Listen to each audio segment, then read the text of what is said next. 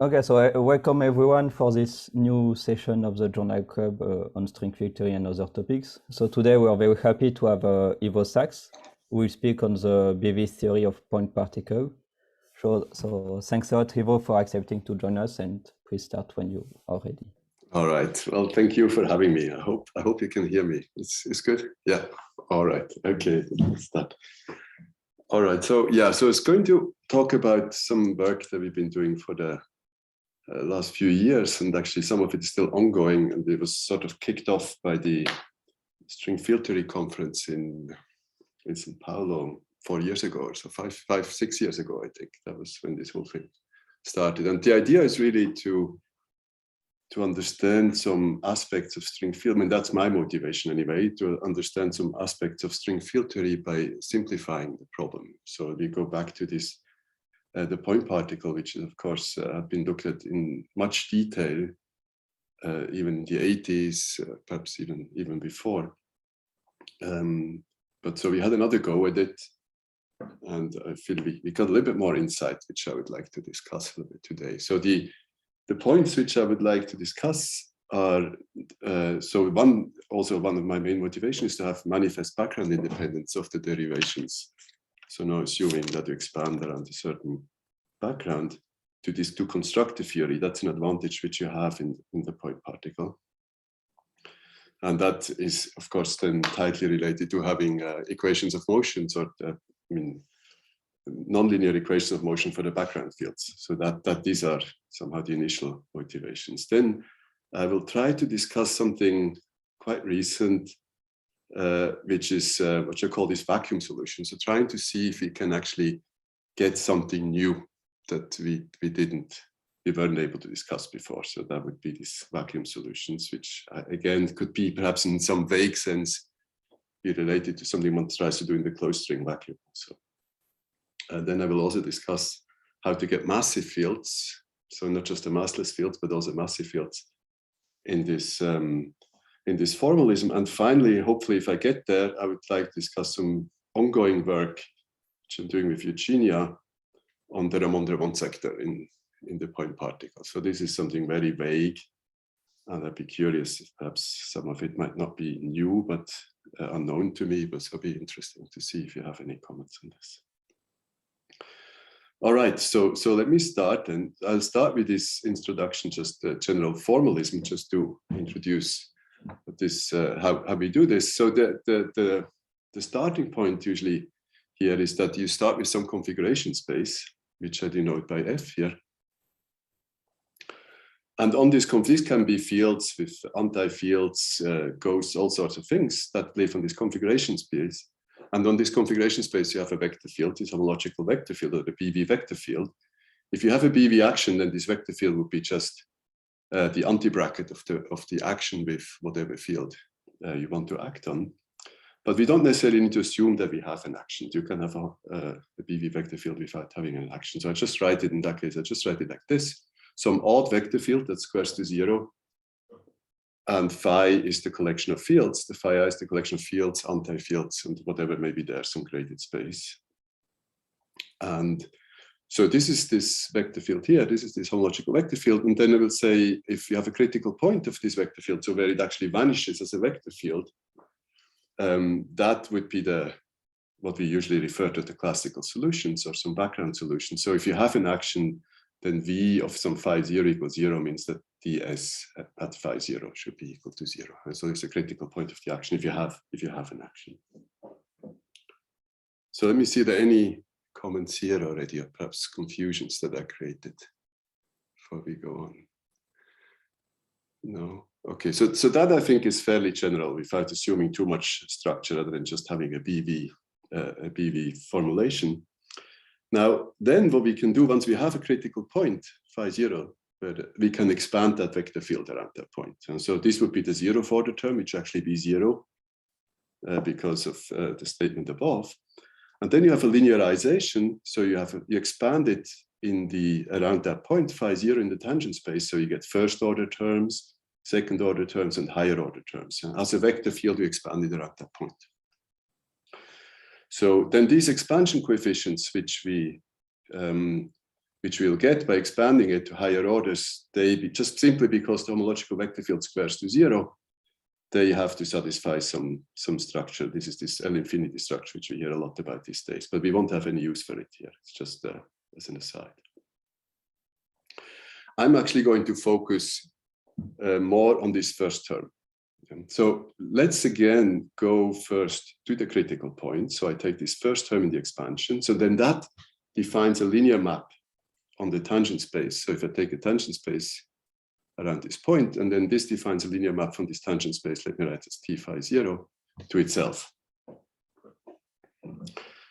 So we could say that this describes the linear excitations or linear deformations of this critical point.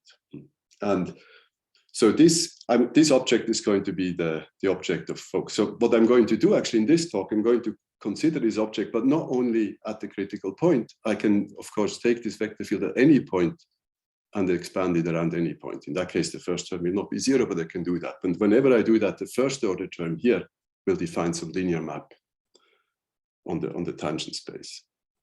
And that's really the main object which we're going to look at.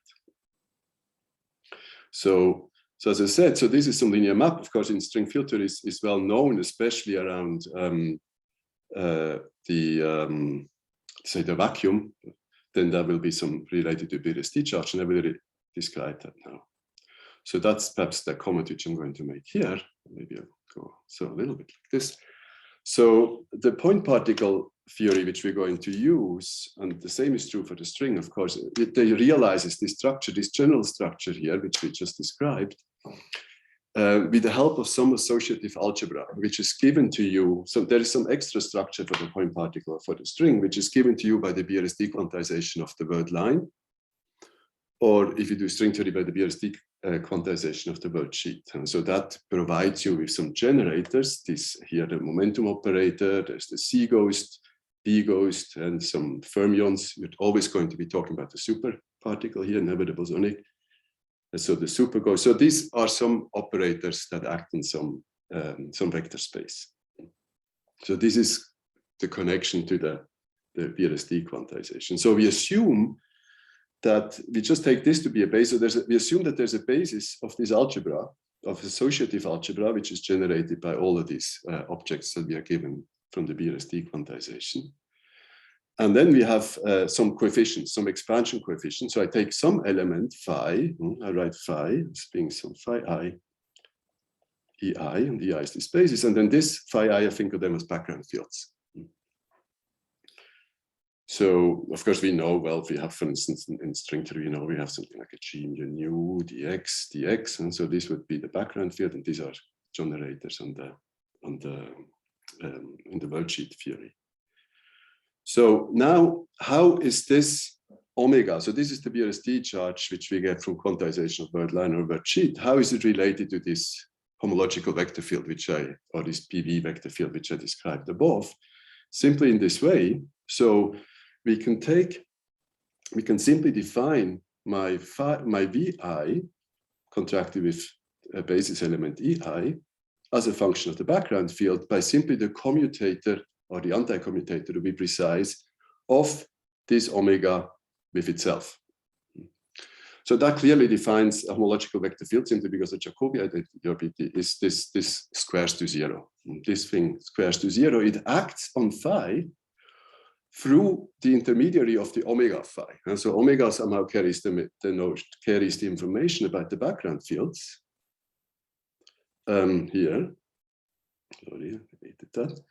And we take the commutator of omega with itself. Therefore, that is a condition on phi, or is an operation on phi in this way. So that is the connection. So whenever you have an algebra, whenever you have a graded algebra given here, an associative graded algebra, you can build some. We should also have some. Yes, you have some gradient, which I mentioned already. You can always build some objects like this, and then you can say, let me look at objects which have ghost number or grading 1. And for such objects, I can always define a vector field like this. Okay, and as I said, it clears to 0. So can I have a question? Yes, please. I didn't manage to understand what this omega BRST is. Like, so concretely. yes. So for now, abstractly, you could think of it as just being some object in the algebra A. So you could abstractly, you can think of omega as being some object in the algebra A, which you get by expanding in the basis of, these generators and products of this generator. So there's some graded algebra here. And you can just write some phi, just so this omega. is the algebra, this is the vector space of your fields, this algebra? So the EIs is a basis of this algebra, which is given to you by the BRST quantization. It's some graded algebra. You can also take it from wherever you want a priori. So A would be like a string field. So A would be a string field, could be a string field if it's connected with some probably space-time dependence. So the space-time dependence, you don't have to, you put it usually into the coefficients. Then that can be a string field. But it doesn't need to be necessarily a string field at this point, because I don't need. Yes, I'm just trying to understand what this object, this algebra is. I'm not sure I fully understand what the algebra is you're referring to. It's the algebra of states that you obtain by BRST quantization with some theory. Apart from exactly what you say, apart from, I wouldn't call it states, I would call it algebra of operators. You see, we operators have this, on the states, or the operators, just the BRST, the operators that appear when you do BRST quantization. You get B ghosts, you get C ghosts, you get the momentum operators. Okay, so it's the algebra of operators on your vector space of the BRST quantized theory. Right, when you do the worldsheet quantization or word line quantization, the algebra of BRST. Or any field theory, you could do a BRST quantization and get some algebra of operators this way. Yeah, you could, however, also just forget about the word line and the worldsheet and just say apostulate some algebra, some graded algebra. Just postulate, I give you a set of generators, and then you say that's the algebra, see what you can do with it. And say you define generic elements on this algebra, and then you can always, on this algebra, you can define such a bracket. So, okay, for the purpose of this question, I don't want to be more abstract, I want to be more concrete. Yeah, so this omega is now some, well, it's a map on the algebra. What is it? What value? It is an element of the. It's an element of the algebra. Let me give some concrete example. I could take omega, which we will take something like this. I take the C ghost times p squared, or let me write perhaps not write p squared, but something like a g mu nu p nu. So then these guys, so then I would say p nu times c, that's an element of the algebra. That's a basis element of the algebra. And then I multiply it with g mu nu, which is a space-time field, which is some expansion coefficient. And that could be my omega as an example. That's one choice. So on omega is any ghost number one element of this algebra? Correct. Okay. Yeah. And it's not necessarily nilpotent at this point. It's nilpotent. Nilpotent is a critical point. You see, the way I defined this vector field squares to zero simply by the Jacobi identity, but the v of phi 0 is equal to 0 only if this is equal to 0, right? Right. So that actually makes it nilpotent. So the critical points are the nilpotent elements. So the point is that, so if you have some arbitrary space-time metric, this may not correspond to a vacuum solution. Correct. And you wouldn't have a nilpotent BRST operator.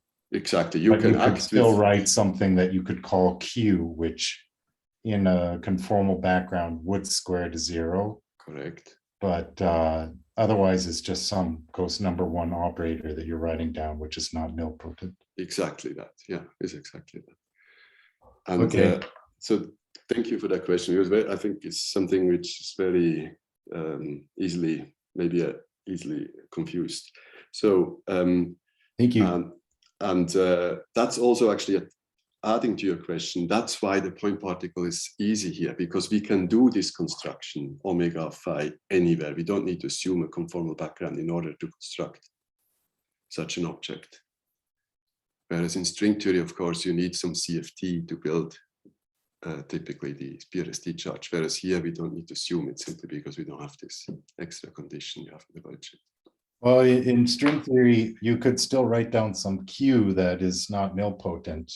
You right? could. You could just write down some ghost number one operator, and you could absolutely. That is but it seems that your worldsheet fields are always associated with some conformal background, even if you define some arbitrary Q. Yeah, so it's a little bit unclear in that case, because you would have some worldsheet theory that corresponds to some background, but you would be writing down some Q, which is not nilpotent, and then requiring that it's nilpotent, I guess, would define some other kind of vector field, which doesn't correspond to the physical vector field you would expect of string theory. So yeah, that's right. And also, say if you were take Liouville, take a non-critical string, then you create extra modes. Even this algebra might change, just if it's not on shell. So you might actually that the algebra itself is different at different points in configuration space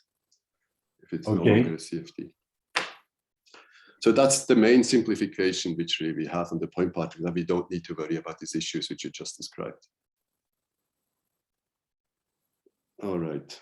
Any other comments here, questions? Okay, so the point then is that, so here I just try to make the connection to general PV structures that you have this vector field. We can relate this vector field simply to the anti-commutator of degree 1 elements in the algebra.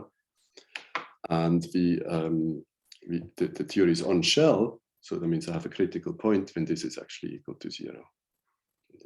So that's going to be the discussion here. So now because Ted was talking about states, so far I've only talked about elements in the algebra, but it is true, of course, that this BRST operator here, this omega, it being an element of the algebra, acts on some vector space, right? So which I denote here by H. So this BRST operator is a linear operator of some vector space, which we usually in string theory take to be the Hilbert space of string theory and the space of states of the conformal field theory.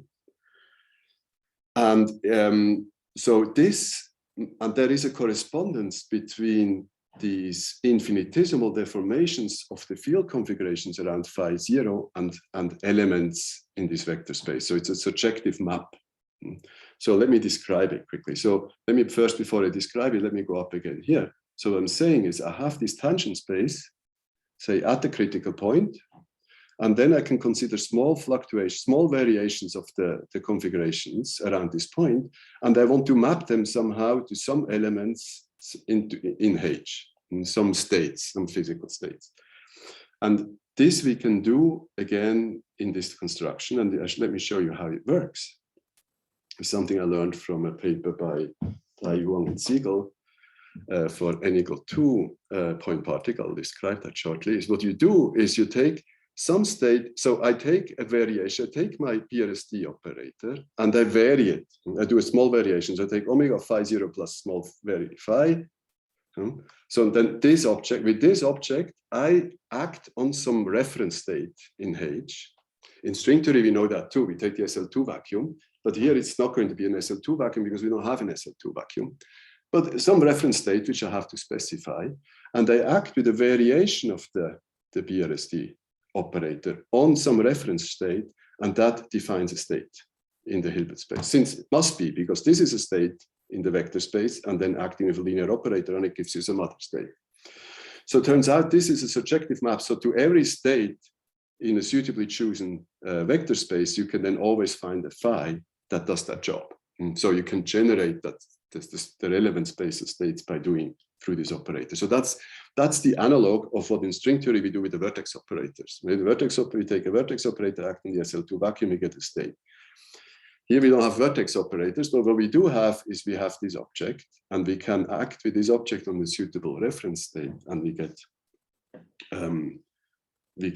the relevant states corresponding to this small deformation of the tangent space. How does ghost number work? Yeah, the ghost number. So the ghost number is this. So very good. So the physical states on the point particle, you have ghost number 0, because you don't have this extra C ghost 0 mode. So this has ghost number 1. So there comes a very good point. So now this has to have ghost number -1 in order for this to work. And it turns out to be some ghost state.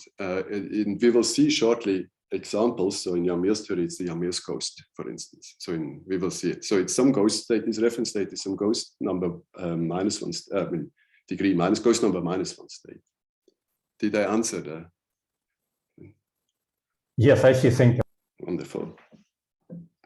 Okay, so now all I was going to make here, the point I was going to make, so suppose I have found some configuration, I've chosen some phi so that omega actually squares to 0, and so that is a critical point. So now, but suppose I have a critical point and I go away a little bit from this critical point, but I stay on the critical line. So here omega also squares to 0 at this point. So now I expand around the critical. Hello, I'm Carlo. I'm just confused by a small thing. So at least as far as I remember, in the bosonic point particle, there are no ghost number -1 states, right? That's right. That's right. In the bosonic point particle, all this, actually the bosonic point particle is sort of the anti-example to all these things, because I see. it gives you nothing interesting. Bosonic point particle is in nothing that's interesting. Actually, really, the word line symmetry is very important for this to work. Oh, I see, I see. So it is essential to have a word line supersymmetry. It's essential, yeah. Okay. Yeah. Okay. Thanks a lot. Okay. So now suppose that, so I have some critical point, I go away a little bit from this critical point, but so that I stay on the critical, still a solution. So I will say this is parameterized by this delta phi of omega. And since this is equal to 0, this implies that this is equal to 0, which is omega 0 phi equals 0, which is just the statement that phi is in the cohomology. Okay, model exact states, which I'm not going to discuss, but it's taken care of. So here's just trying to say, once you have such an, suppose you have a one parameter family of solutions, you can always then go back to the usual cohomology, which we know well from string theory, for instance. So really, this condition here is the nonlinear extension. That's perhaps what I wrote here. So omega squares to 0 is the nonlinear extension, is the nonlinear background equation of motion for a given word line theory. So you take a point at the tangent space, and then you want to extend it away from the tangent space. And so long this condition is satisfied, you stay on shell. Could also be that you're disconnected. You might find other points somewhere else on the configuration space, which are not continuously connected. But then again, at this point, you will have this condition. And so that's really the content of this equation, is to find solutions. So hopefully that's everybody's happy with this. Now, what's the point? So okay, great. So you can do this. You do the point particle. Since the point particle is in any case probably going to describe something like a normal field theory, which we know already. So why would you even bother doing that? Because since we already have quantum field theory, why rewrite it in this complicated way? And so that is, of course, a very justified question. So as I said, for me, it's the primary motivation for it is to better understand string field theory, where we have to go this way. We have no other choice, right? We don't have a string field theory from which we then work out the expansion at the critical point. We go the other way. Also, it enlarges a little bit maybe the scope, in the sense that you don't have to assume that there is a Lagrangian. Here I never actually assume Lagrangians or actions. So you may find other theories which don't have an action. And this is a little bit related to this conceptual point, which hopefully I will be able to talk a little bit about, what I think one can perhaps learn something about things which cannot be done easily in the theory with action. But so much for the general theory. So now I would like to discuss some examples. So as Carlos said, for n equals 0 point particle, 0 word line symmetry, there's not too many ghost states. In fact, there's nothing interesting at all about this theory. So we just discard it. Then you could the simplest case of n equal 1 word line supersymmetry, which I will discuss a little bit later for reasons. It has to do with the I have a question. Yeah. If you don't have a Lagrangian, can you still do perturbation theory to arbitrary order? Well, the one thing, of course, if you don't have a Lagrangian, as you say, it's not clear a priori how to define a propagator and things like that. So I can still do, however, so what I need to do is I need to invert this kinetic term, of course. Now, that is true. So here, this is not going to be the, this is not going to be the subject of this, but I think there are ways to get around it with this anchor formalism, but I'm not really proficient with it. And but the short answer is I have nothing to say about it. So I'm not doing perturbation theory, I'm just doing equations of motion at this point. So let me take the simplest example, which is actually this example which I mentioned before by Dai, Wang, and Siegel, this n equal 2. So take n equal 2 word line supersymmetry. I write down the word line action. It's just here, the usual thing, always in Hamiltonian formulation. Px dot, then these are the fermionic variables, then the reparameterization constraint and super reparameterization constraints here, or the word line supercharges, as you call them that way. So that's that theory. How is it related to string theory? It's related to string theory if you take the Neveu-Schwarz sector of the open string. As you know, there is a psi minus a half in the mode expansion, there's a psi a half in the mode expansion. Let's take only these two modes. We truncate the theory to these two modes, and then, of course, also the momentum, the alpha 0. Then I define the theta mu by this, and the theta bar mu in this way, and they in this truncation you have a symmetry, you have an R symmetry. You can interchange these two. You have a symmetry of interchanging psi a half and psi minus a half in the action, and that's why we have n equal 2. Word line supersymmetry rather than n equal 1, because we have two modes. We have this psi minus a half and this psi a half. So that's how it's related to string theory. But you don't have to think about string theory, but if one wants to, that's how it's collected. So, but for now, let's just take it as a model on its own, and let's PRST quantize it. So this is something standard. There's nothing too much interesting to say other than, so you have the Dirac algebra of constraints. QQ bar has to be equal to the Hamiltonian, p squared, QH bar has to be 0. Then you construct the BRST operator in the standard way. So this is something, I think, we're not saying anything new here. Now I want to couple it to background fields. So that's the BRST operator at the critical point where there's no background fields. Now I want to couple it to background fields. So I want to deform it away. So I introduce just the minimal coupling in the momenta. Turns out, in order to do that, also have to introduce some non-minimal coupling in the Hamiltonian. So otherwise, I cannot keep this structure here. Okay, fine, let's do it. Now, then I put this into my omega. So this is now my omega depends now on phi, where phi is this a mu. And I compute the anti-commutator. And I want it to be 0. I find that the field strength has to be 0. So no dynamics. Now that's not good. And so we say, okay, it didn't work. We didn't get any interesting theory this way. Now the solution, this is this observation by Siegel and collaborators, is then that you perhaps were looking on a too big a vector space, because remember we said that omega acts goes from H into H. But what is H? So we can say H can be anything which you can create. In fact, here you can say H is any wave function which depends on X, depends perhaps on P, can depend on Z, perhaps gamma and beta, say, but not P, sorry, P I should have removed. So P, gamma bar and beta bar, they act as derivations on these wave functions, and the state space, you can take any wave function depending on X, C, gamma, beta, and I forgot the theta also. If you do that, then indeed what you find is this nilpotency condition only works if the field strength vanishes. But then you go back and say, well, maybe I don't need such a big space, because in string field theory also we can do level truncation. We can say I don't care about all these higher particle states. I only want the massless states, say the photon in the open string, and we do the same here. So we actually restrict the vector space, and we can do it because, let me show it up here. Because of this symmetry, I have an R symmetry, which relates the psi minus a half and the psi a half, or the theta bar. And this R symmetry I can use to impose super selection rules. I have an R charge, and I impose that the R charge is equal to 1. So that is preserved by the BRST operator. So I can restrict the Hilbert space to this. If you do that, you reduce enormously. This should be a theta, by the way, sorry.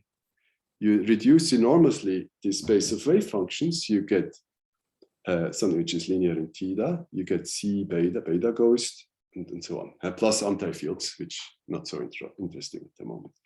So the space of states is generated by a photon or a gluon, can be non-abelian. You have an auxiliary, and you have the Yang-Mills ghost.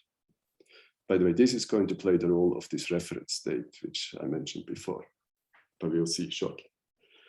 So we consider this invariant subspace, and we impose that nilpotency holds into this invariant subspace. And then, indeed, what drops out is the Yang-Mills equations of motion. Okay, then you say, okay, now I learned how to construct Yang-Mills theory from the word line. I just have to work on a suitably reduced space, big enough to contain all physically interesting degrees of freedom, but not things which are not physical. And let me now also describe in this context this operator state correspondence. I can write this state A, that's the state. Again, this should be a theta.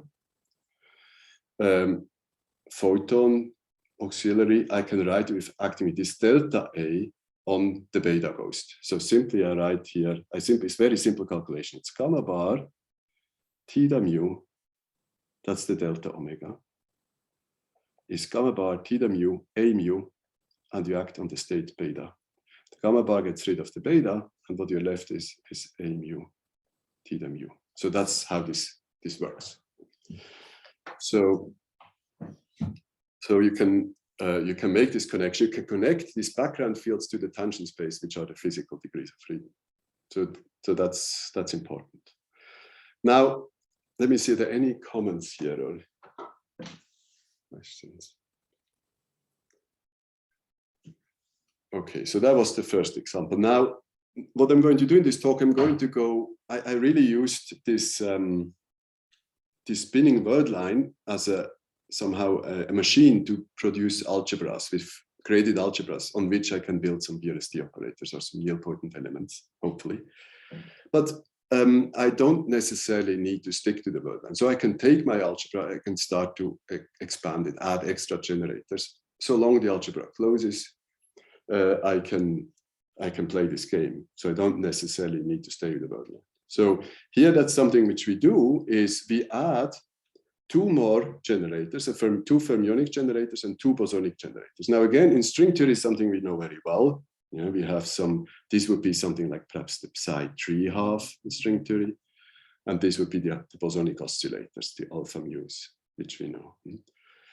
So I can add this, and I can then generate more interesting super repermeabilization constraints, this Q. So this was the Yang-Mills part. So I can add some mass term of this type. You have to just play. You see what you can write in the right degree, right ghost number. I can introduce new background fields.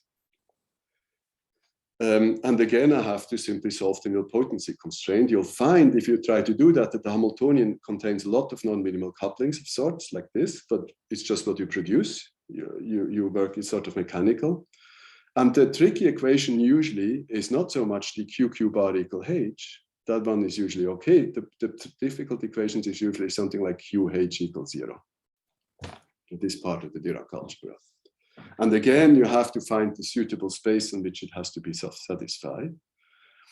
So the details here are not so important, but let me just say that perhaps the one thing is that what's the range of this index alpha? In string theory, we usually call it a mu, and then goes over the space-time dimensions. Here, you don't have this constraint. You can take only one of them. You can take as many as you like. You don't have any of these constraints because there's none of these conformal invariants that you have to justify. Here, I actually always work in 4 dimensions. You don't have to go to 10 dimensions also. You could go to other dimensions, but I just choose 4. And then, as I said, this range of A and B can be whatever is you want to put in by hand. And then you play the game, and what you work out is you, again, impose the nilpotency condition. And what you find is that you get the Broca Lagrange, the Procca equations of motion. And so you get these Procca equations with a mass term plus a Stückelberg field. So the Stückelberg field appeared here. Where did I have it? Perhaps here is the one way to see. Appeared here, up here. Sorry.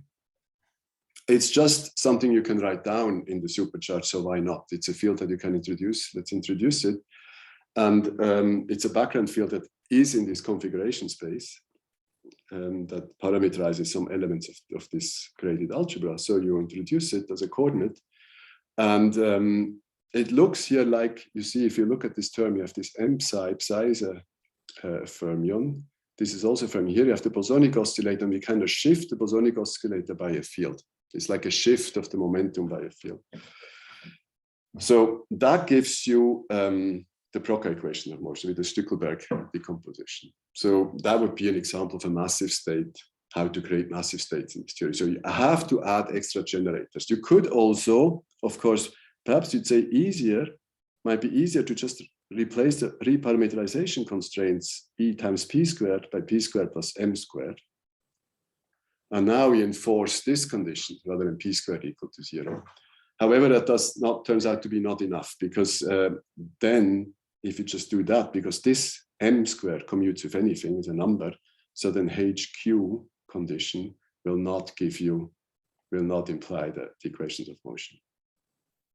So you could do that, but it doesn't work. It doesn't give you any equations. So that describes, for instance, in this word line or the super word line, how to get massive. And you get this, the Stückelberg decomposition of this, the Procca field.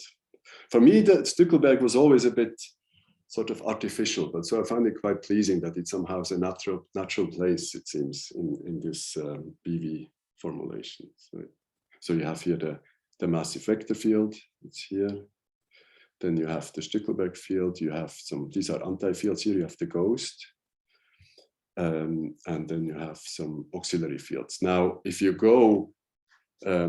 write down the equations of motion, you'll find that the ghost is actually is set to 0. The ghost is set to 0 by the equation of motion because there's no gauge symmetry in this theory. So, but it's still there in the spectrum. So, okay, so let me see, there any, yeah. Okay, so now gravity. So I could say, okay, now we describe the Mills theory in this way. Can we describe gravity in the same way?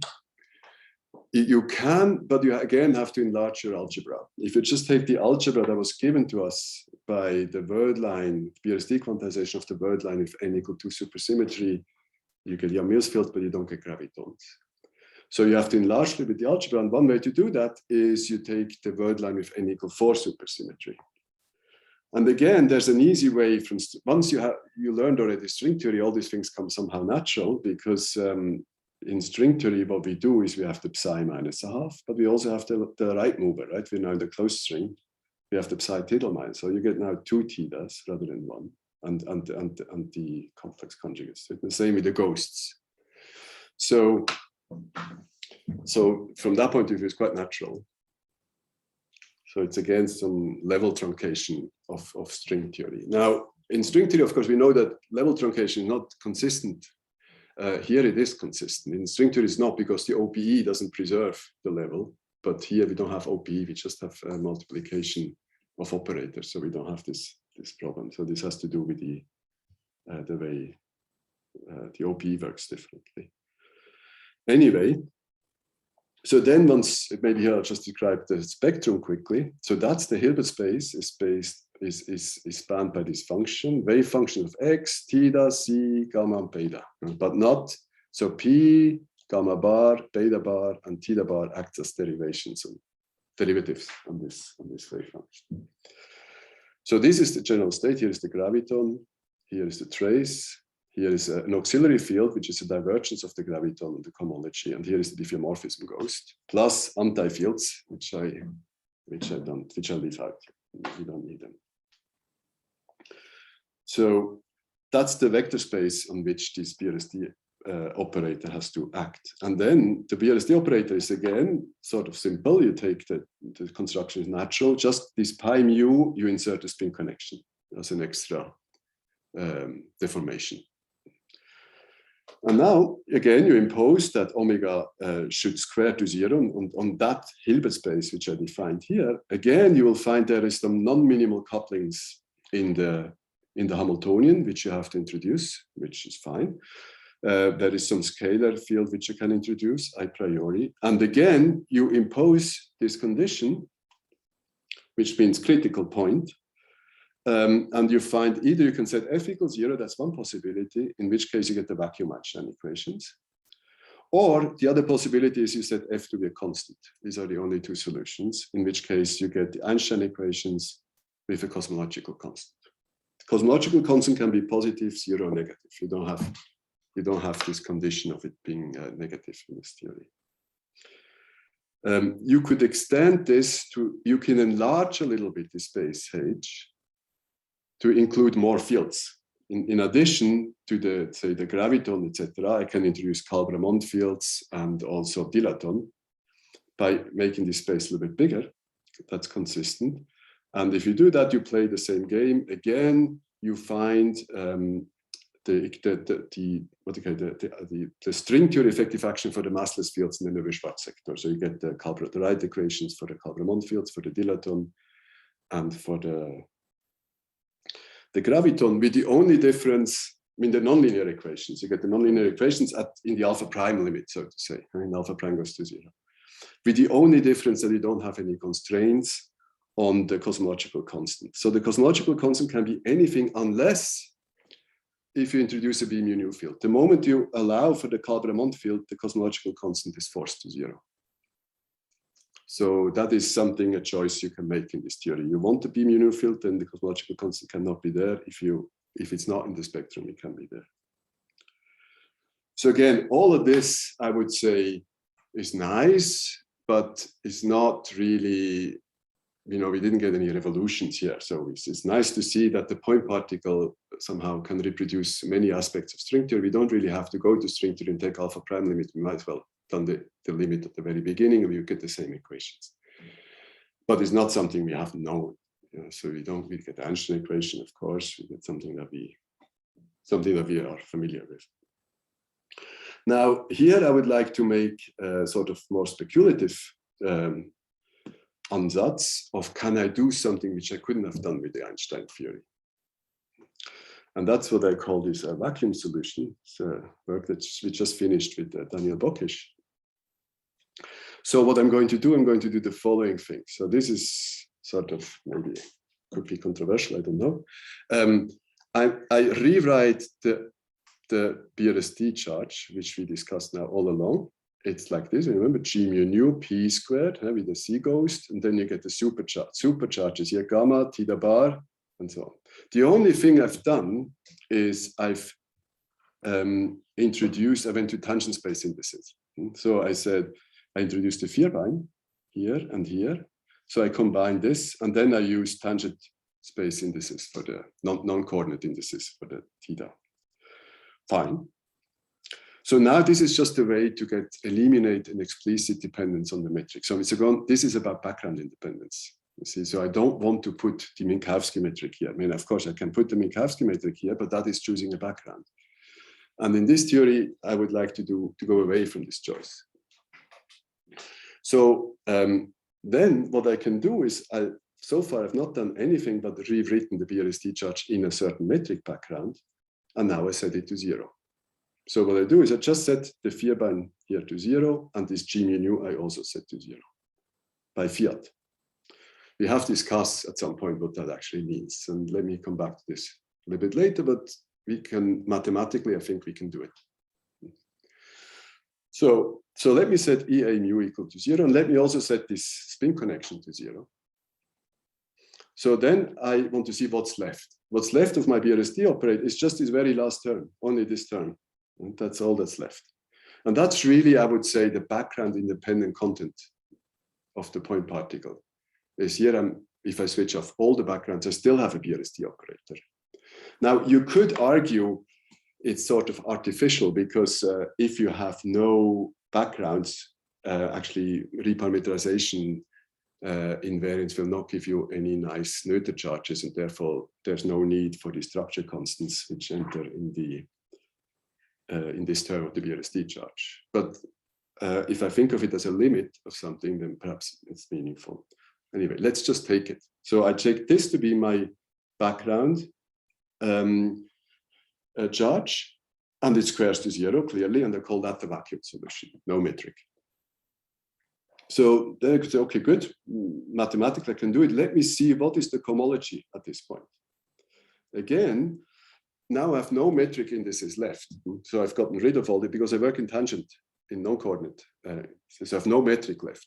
But I still have, instead of h mu nu, so let me write it here, instead of a graviton, which I write as h a b e a mu e b nu, but I forget about this, and I only consider this as a bunch of scalar fields. And since now no metric, there's just a bunch. So this is a bunch of scalars, another scalar, and some ghost.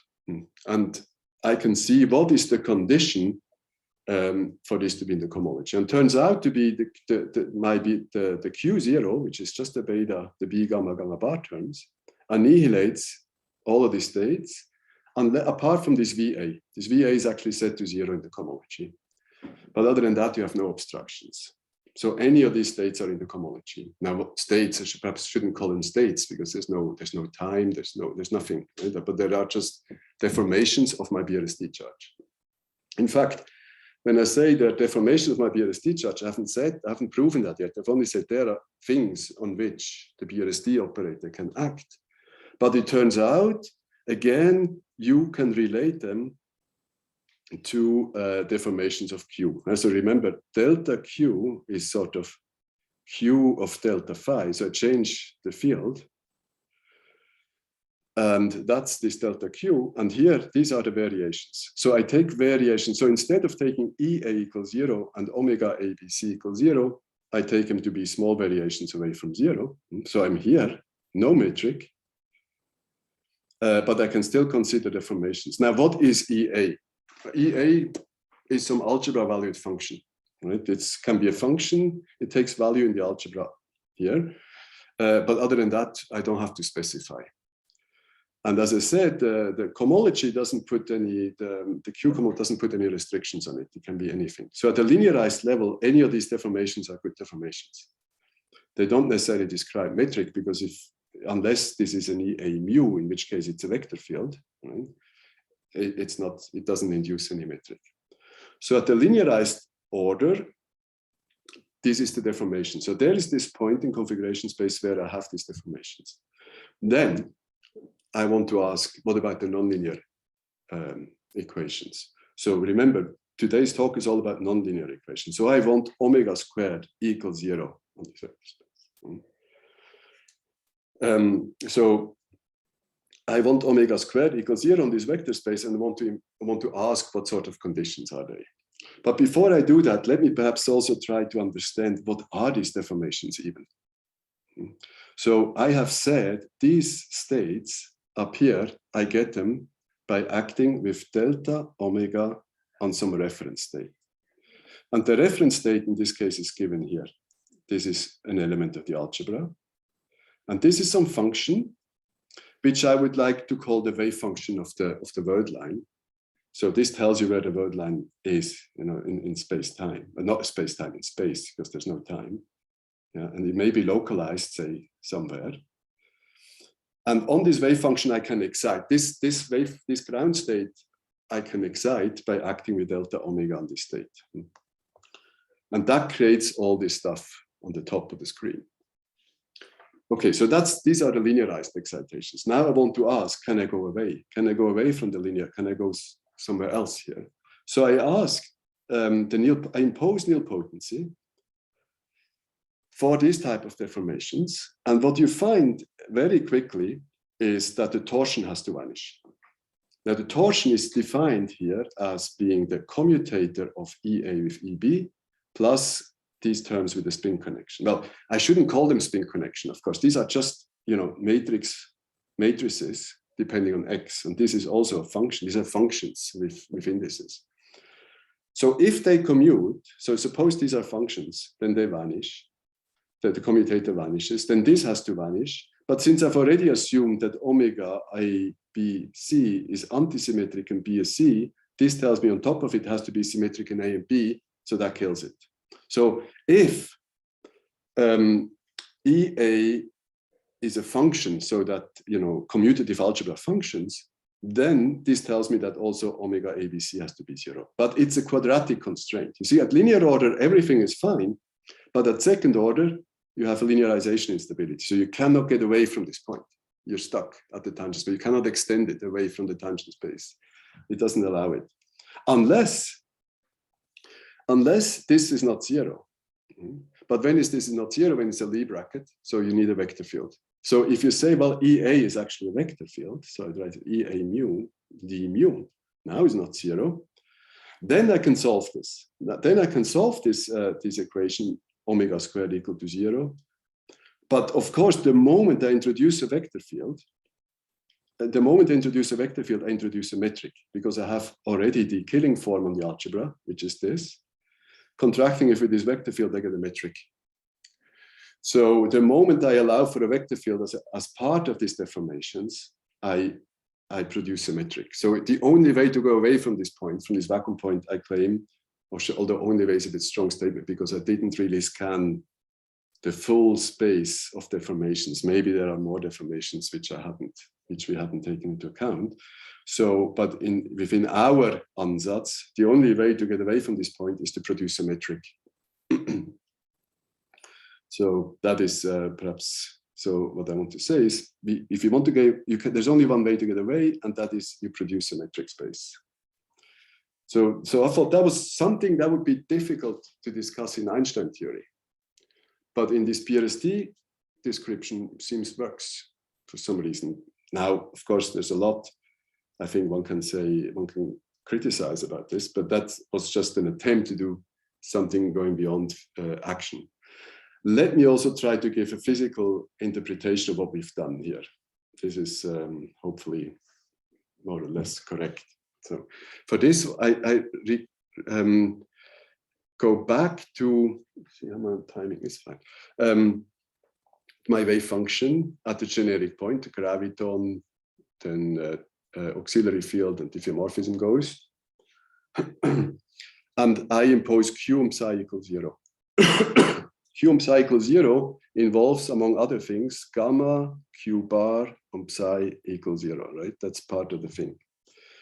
That's what I've written here. So the Q bar, if you remember, gamma Q bar is what? It's gamma and then theta bar mu, P mu plus spin connection mu. That's what this is. So I act with all this stuff. What I produce is a divergence of this H mu nu. Then there's Christoffel symbols will enter through the covariant derivatives. And then there's this auxiliary field, which will also enter. Suppose I want to neglect this very first term here.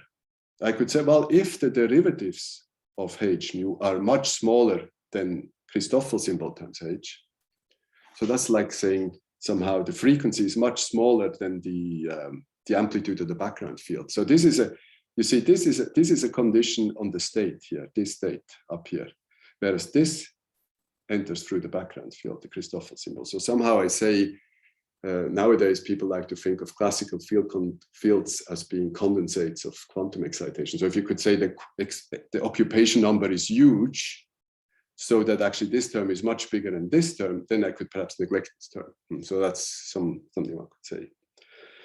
But then, once you've done that, suppose you could do that. You could say, okay, suppose I've already done that. Now it turns out, you put that in the equation, you will never find a solution. But what you could do is you could simultaneously let the frequency go to 0 and the occupation number go to 0 in the background field simultaneously. And then, so that this whole term goes to 0. So that would be sort of the limit. So you take you test omega, or I should call it not Q, but omega. You test omega on states which have very long wavelengths compared to sort of the amplitude of the background field. And then you let the amplitude of this connection also go to 0. Then what you're left is this B gamma gamma bar. So then that would be one way of saying that CH plus gamma bar Q plus B gamma gamma bar, that these terms are much smaller than the last one. That's one way of saying. So then you would end up here. And then you might ask, can I now condense, in quotation marks, can I condense these modes, these linear perturbations, can I condense them? It seems now you can only condense them if you produce a metric. You can only build up a background field here if you produce a metric within our ansatz, which I do not claim that it's general.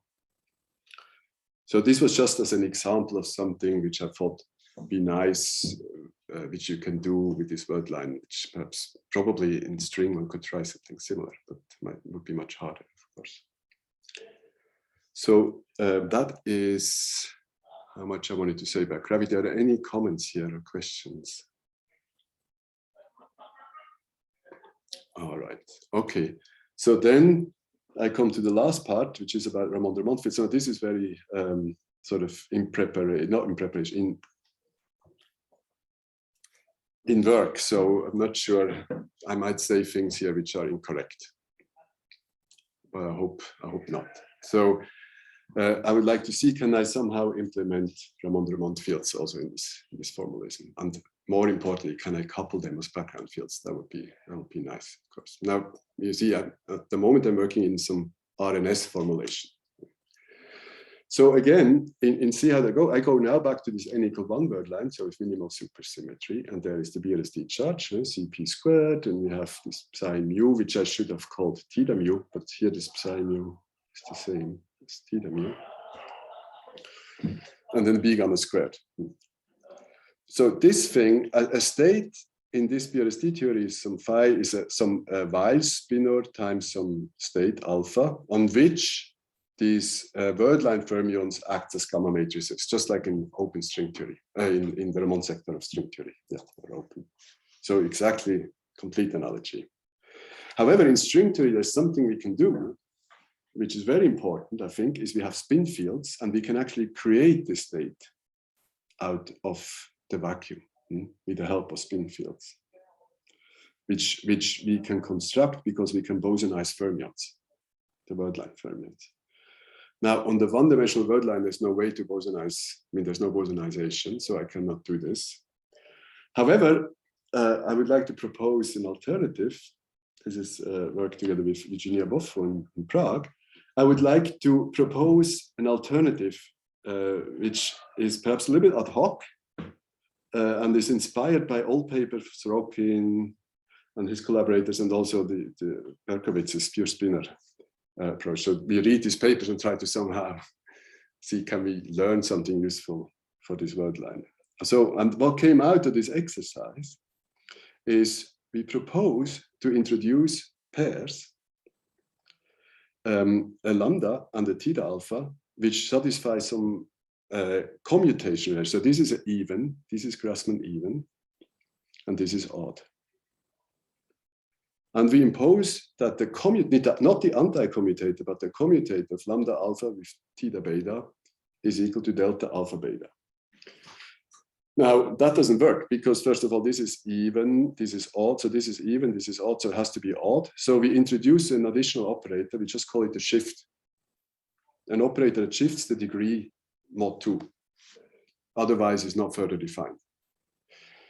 And so it's mod 2, so now shift squared is equal to 0. It's just a degree shifting operator. So you do the same for the anti-chiral fermions, for the anti-chiral side.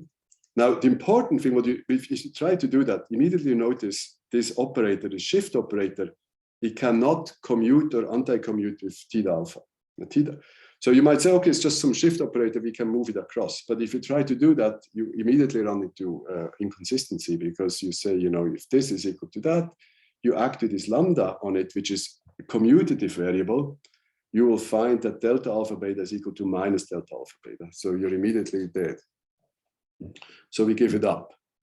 So we just say this algebra is infinite dimensional, right? We could have things like theta alpha, theta alpha shift, theta beta shift, and so on. So you cannot simplify it. You just have to live with it. Okay, so be it. It also tells you immediately then that the Jacobi identity won't hold for these brackets, which perhaps something we might not like. But when we come back to string theory, we think perhaps it's not entirely surprising, because in string theory, you know very well, when we take spin fields, for instance, we can consider two spin fields, alpha, just write alpha here, and another spin, and we can also the OPE. Now, the OPE typically has branch cuts. And in such a way that actually the contour integral would not be well defined, right? Unless we have enough for them spin fields so that the dimensions add up to 1/2 conformal dimension, so that there is actually no branch cut and the contour integral is defined. And therefore, the moment contour integrals are defined, we can define commutation relations. Now, if we did string theory with spin fields, but not in 10 dimensions, say in 4 dimensions, we would not be able to do that. So then we'd also have actually faced this problem that we could not define, the OPE would not be single valued. So we'd have branch cuts, we could not define contour integrals. So we'd have to. So maybe these unfortunate properties of the shift operator are just somehow a reflection of this fact that we're not working in 10 dimensions. So that's, perhaps I should stress it here again, this is all in 4 dimensions. Or, I mean, here I work in 4, but I don't see why other dimensions could not work. Anyway, so let's buy it. So long we're aware of it, we just be aware when we do all the calculations. And then we can now, just like in string theory, we can define the state alpha as simply the wave function theta alpha. So now we are in a similar situation, like that plays the role of the spin field. We can do more. We can now take this BRST operator. Remember, BRST operator, this omega was CH² plus gamma psi mu p mu plus ghost, pure ghost. So let me write this thing out. This psi mu p mu. So I now define the psi mu. I define it simply by this construction, theta alpha, sigma mu, alpha alpha dot, lambda alpha dot. Maybe I should put it with lambda. That's my plus the conjugate. So this has the right Grassmann parity. Oh, what did I do? Let's see if I can go back. So where did I go? Here, sorry about that. So it has the right Grassmann parity because this is odd, this is even. It has a vector index, so seems okay. It's a possible ansatz. So then, if I do that, I contract it with the momentum operator, and then that's what I get. So this psi mu p mu gives this, which I could now sort of factor out the lambda twiddle here, and the lambda, and then whatever is left, I define that as a d alpha. D alpha is sort of suggestive language or notation, but maybe this is not good notation. Let's just call it D alpha for now. So then, where is D alpha? Now I'm going actually to do something legal to it, but perhaps not natural, is that this D alpha I simply copy from above this term here. Where is it? This one. And I add by hand this red piece. I can do it because once I contract it with lambda twiddle alpha dot, this last piece will be 0 because these are commuting objects, right? So it's sort of projected out the moment I contract with lambda twiddle alpha. So now, but if I take this thing on its own, this bracket, I notice that actually it generates space-time supersymmetry on the coordinates. So delta x mu is equal to whatever, sigma mu epsilon theta, and delta theta is equal to epsilon. So seems like by this, again, of course, all these things, if you write down like this, seems maybe falls from the sky, but if you read these old papers by Berkowitz and Rockin and so on, then it doesn't perhaps come quite as much as a surprise. And of course, we were inspired by this. So so it seems like there is a way to relate this Q here, which was the Q that appears in the BRST supercharge to space-time supersymmetry transformation. And so this is this Q here, you see. In fact, the Q is this object, and this is this object. In fact, the Q here, at first sight, is not quite clear why it's there in the first place. Of course, from the word line theory, it's obvious it has to be there because of super repolarization invariance, but it doesn't generate any symmetries. I mean, it gives you the Dirac equation, that's all. It doesn't generate any interesting symmetries. So you might say, what does it do there? It doesn't generate anything. I mean, this thing, we know it doesn't generate anything either, by the way. That's why the bosonic point particle is so boring, because there's no symmetry. All this generates is the time evolution, right? That's it. Here you could say, well, you get this thing, but doesn't seem to generate anything either. Now, maybe this is trying to tell you, if you formulate it in a suitable way, you can interpret it as some space-time supersymmetry. So as I said, this is a little bit speculative. I mean, what I'm saying so far is correct. Everything, I haven't made any mistakes, but the interpretation might be a little bit far-fetched. And then, of course, while you're at it, you might then say, maybe I should interpret the lambda twiddle alpha dot as a ghost. But again, it's words at the moment. What does it do for you has to be seen. The only thing you do know is that on the kernel of the Hamiltonians, on the kernel of p squared, q squares to 0. This q is itself a BRST operator of sorts, or in the sense that it is a nilpotent first order derivative operator, which of course, again, if you read Nathan's work, sort of rings a bell. So should one interpret this thing as a BRST operator? Well, it squares to 0, it implements the Dirac equations, it does all the things it's supposed to do. But of course, does it do more than, does it do, you know, interesting would be if you could say, well, now let's understand how these things are deformed if you introduce background fields, if you say Q is a function of background, Ramond fields, but we'll come to this in a second.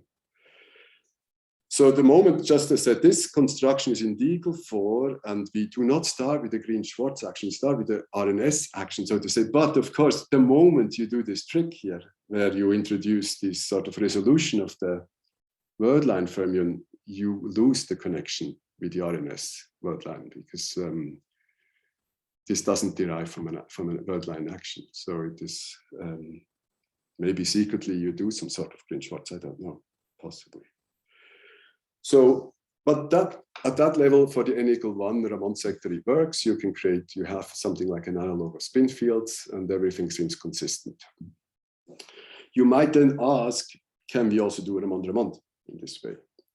So seems like the Ramond fields are actually there as two particle states. You see, we had already the one particle states, alpha. We wrote them as theta alpha, just wave function, just theta alpha. I could write, how to say, a spinner phi would be phi alpha, theta alpha, right? That would be a spinner. Phi alpha depends on x, it's the wave function.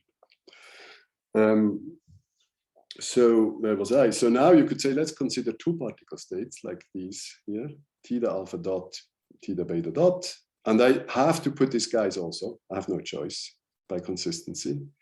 So I can define this thing, which describes a scalar and a self-dual tensor.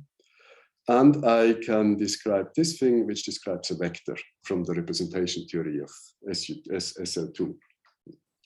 Now, it turns out that this is these two states generate a closed subspace, invariant subspace in H, in the sense that, for instance, if you take psi mu, act on this alpha dot of beta dot, you get up to some Pauli matrices, the E alpha beta dot, and vice versa. So the psi's map between these two states. And if the psi's preserve these two states, then the BRST operator will as well. Either if you take this BRST operator or the original one, which was wherever it was, here at the top, where was it? This one also. So it's preserved. So we can consider this subspace. And this subspace, sorry for running this past you, this subspace contains some states which are recognizable at least as Ramond states. So it has, in here there's a two form. right? Which is simply this contraction. And then there's a one form. Now we are in 4 dimensions, so all we could get probably is 0 form, 2 forms, and 1 forms, depending if you do type 2a or type 2b. And indeed, again, if you impose QF equals 0, you get what you're supposed to get, right? It's an exact state, it's a field strength, and it satisfies, it's close to Maxwell equation order. So far, everything seems to work. I think where we are still struggling with is, again, how to understand, find some delta Q and some reference state such that delta Q and some reference state produces this, some operator state corresponds, which produces these states, say the FP. So once you have that, and then say, go away from this critical point and introduce these F as background fields in the Q, and then from Q squared equals 0, or perhaps omega squared equals 0, derive background independent equations of motion for these Ramond fields. So this we are still struggling with. So it seems these spin fields which we constructed here so far, we haven't encountered any contradictions. So it seems, although you don't have Jacobi, you don't have how to say, it's an infinite algebra, it didn't actually prevent any calculations from being done. They're not actually even that hard. So it seems to work. So as I said, this is quite speculative still, so perhaps I cannot say, I could say more things about it, but probably at some point I start saying the wrong things. So that is what I already said. Would be nice to actually identify the potentials for these Ramond fields. How do they enter in the BS3 operator, and then get introduce them as background fields. And of course, that's something that would be very nice. Now, if in this point particle we could actually understand how to put this RNS point particle, though we sort of how to say, change this point particle quite a bit by introducing the shift, the resolution about how could we possibly couple it to background fields in a similar way that like pure spin can do it. So that would be one thing that would still be nice to understand. And of course, now that all this stuff which I've described, perhaps some of it can be done in string theory also. And there's a few things which makes it harder. So one thing is we always work in the Hamiltonian formulation. So that is, we have our variables are p mu, x mu, and then theta and so on. And the action is pq dot. And so we work in this phase space formulation. So that is very natural. But if you start going away from the phase space formulation, I'm not quite sure how to do all of this. Perhaps can be done, but it's not entirely obvious to me. So in strings, on the other hand, of course, we are never in the phase space formulation. So we're always in the sort of second order formulation. So this might be an obstruction to translate many of these attempts to strings.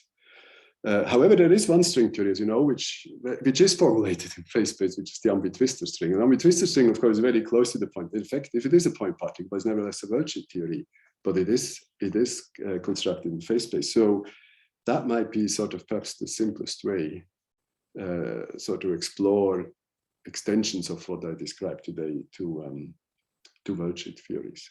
But yeah, that's hopefully some other time. Yeah, that's really all I wanted to say.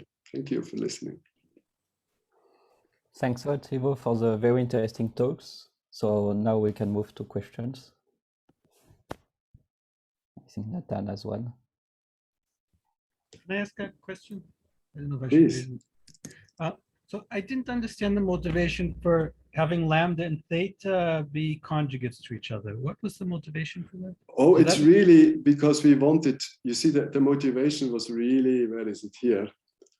Where did I introduce it here? Because we wanted to reproduce this thing, right? The psi mu equal to g mu nu. We wanted to reproduce the Clifford algebra. Yeah, that's usually with second class constraints. So normally you say that theta with theta has second class constraints, and that's what gives you this algebra. Okay. Yes. Yeah. It's a little bit strange for me to have a boson and a fermion be conjugates.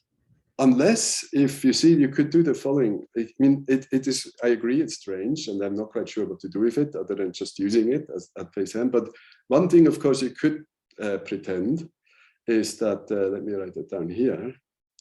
You could say, I have the theta alpha as a variable, and I have the theta alpha shift, say. It's a new object, right? And now we said that we have lambda alpha theta beta commutator is equal to delta alpha beta shift. However, what you also have is lambda alpha theta beta shift. That's equal to delta alpha beta, because shift squared is equal to 1. So one could perhaps attempt to say, well, maybe the theta alpha shift I should somehow define as an anti-ghost. So maybe this is the pair. You see, oh, okay, I shouldn't have written it like that. Theta alpha shift and lambda alpha as a pair of somehow ghost and anti-ghost, perhaps. So I would call that the W alpha.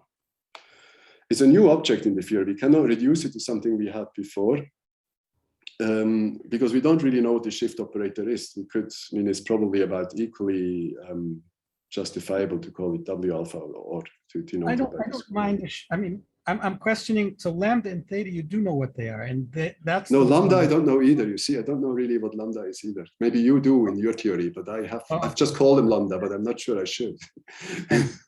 Okay, thanks. So probably I should change the name. It's probably not the same. What you're saying, it's not. It cannot be the same as your lambda, basically. I guess. Thanks. You're welcome.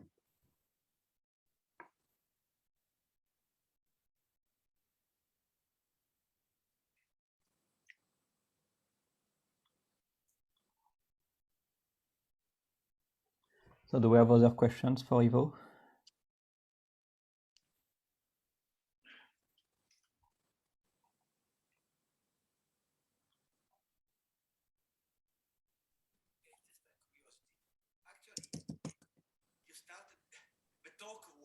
Particle and BV formalism.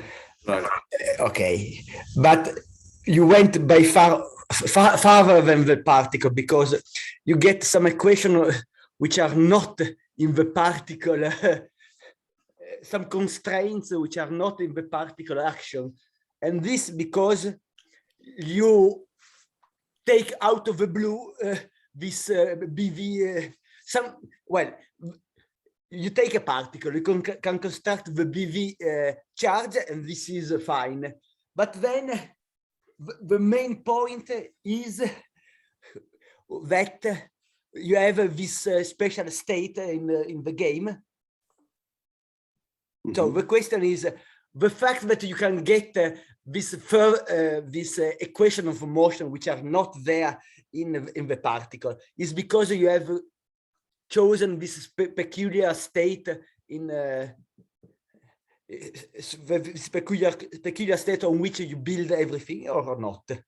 I think you're right. I mean, you could say, let me put it, perhaps go back to the simplest example, this n equal to your meals.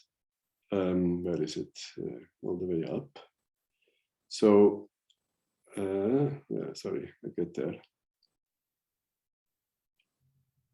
Here it is, right? So there is so far I have not cheated, right? Up to here I haven't cheated because I just wrote down the word line action for the particle. But now comes the cheat, so to say. Now I say I add here background fields, right? Actually not here, sorry, here. Well, there too, but I make minimal coupling to some background fields here also. I should put minus a squared. And you could ask, can this particle still consistently somehow propagate in these background fields whilst preserving reparameterization invariance?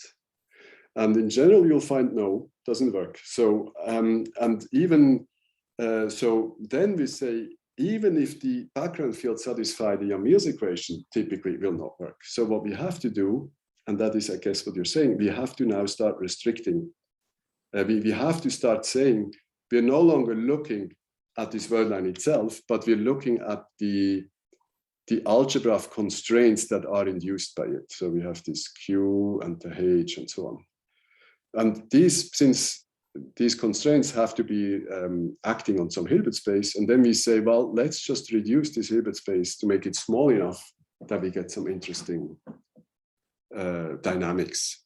And in that sense, I think you're right. I'm going away from the point particle because I'm starting to reduce the vector space in which this operator algebra works. But I make it nevertheless big enough to contain some in the physical state. So it's also true, by the way, that even for the simple theory, unequal two theory, maybe there's many other things, other dynamical systems you could describe by suitably choosing your restriction. But sure, is that what you were referring to? Yes, this was the point which I was trying to understand, where you added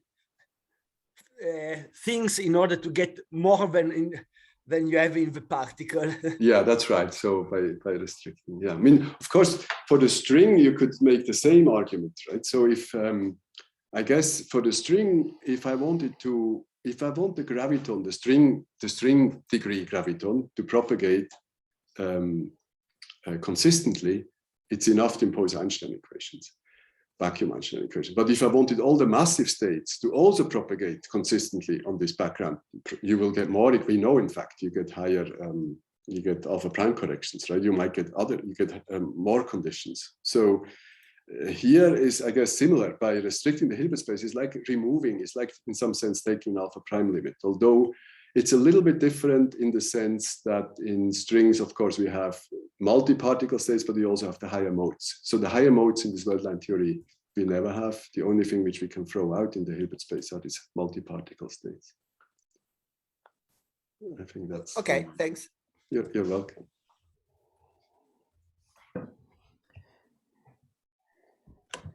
So is there any more question?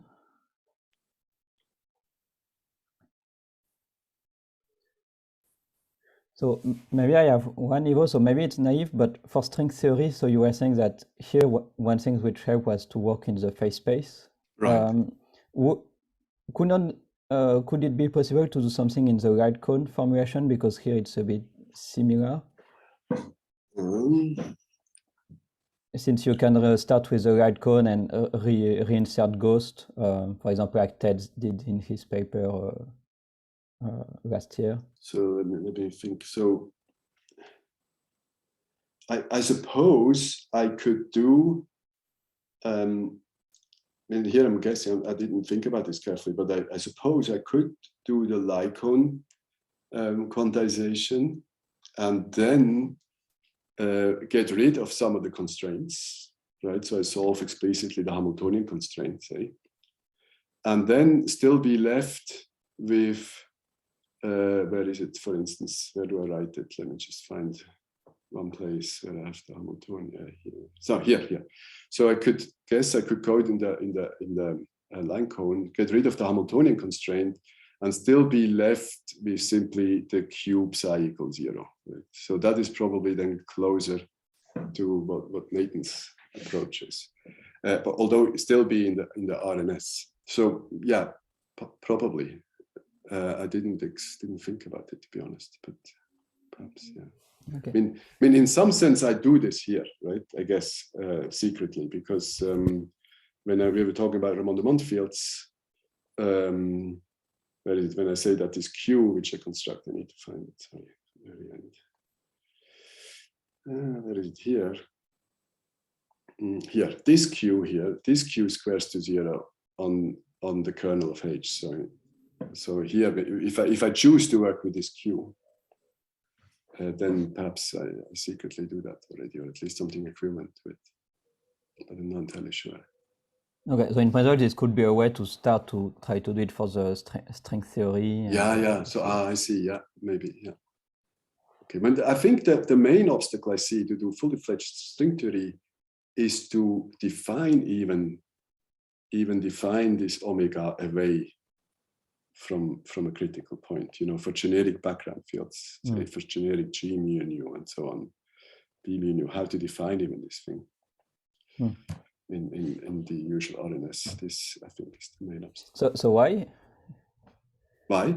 Because I think I need some, how do we usually construct it? We say, well, we take omega, we define it as Cn, L minus N, and so on, where these are the Virasoro generators. So I'm already assuming this structure, the Virasoro algebra, which means somehow I'm already on a conformal background. Actually, there were, I think, old papers I read in the 80s or so. People were thinking about doing somehow following this approach of, BRSD charge in arbitrary background fields. I'm not sure whether it somehow seems to have stopped. But okay, yeah, I don't know this one. Wrote something in that direction. Yeah. In the 80s. In the 80s, huh? Yeah. Yes, 85, I guess. There we go. It was, I guess, how to recover the background, the equation motion for the background from Q square equal to 0. As far as I remember. So it somehow goes along that direction, I think. Okay, great. Thanks. You're welcome. So do we have any more questions?